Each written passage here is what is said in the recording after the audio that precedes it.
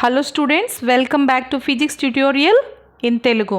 Last క్లాస్లో మీకు differentiation గురించి చెప్పాను కదా. ఈరోజు క్లాస్లో సమ్ ఫార్ములా ఫర్ ఇంటిగ్రేషన్. మీకు డిఫరెన్షియేషన్ కొన్ని ఫార్ములా లాస్ట్ క్లాస్లో చూసారు కదా. ఇప్పుడు ఇంటిగ్రేషన్లో కూడా కొన్ని ఫార్ములా ఉంటాయి. ఈ ఫార్ములా మీరు నేర్చుకున్నట్లయితే ఫర్దర్గా మనం డెరివేషన్స్లో ఈ ఇంటిగ్రేషన్ ఫార్ములాని మనం యూజ్ చేసుకుంటాం. సో ఇక్కడ మనము ఫంక్షనల్ గ్రూప్ని f of x equal to, దీన్ని ఇంటిగ్రల్ సింబల్ అంటారమ్మా దీన్ని. So integral f of x dx. చూడండి students, integral f of x dx. దీంట్లో మనం ఈ ఫంక్షనల్ గ్రూప్లో ఎలా తీసుకుంటాం అనేది చూద్దాం.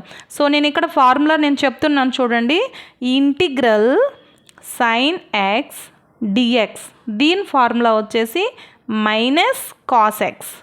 Next integral cos X dx equals to sin x. Next, integral secant square x equals to tan x. Next, integral cosecant square x equals to minus cot x.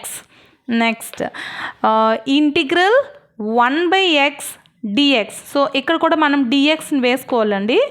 dx ఇక్కడ కూడా ఇంటిగ్రల్ 1 by x dx, దీని formula వచ్చేసి log x. Next ఇంకా చివరిగా ఇంటిగ్రల్ e power x dx equal to e power ఎక్సే వస్తుంది.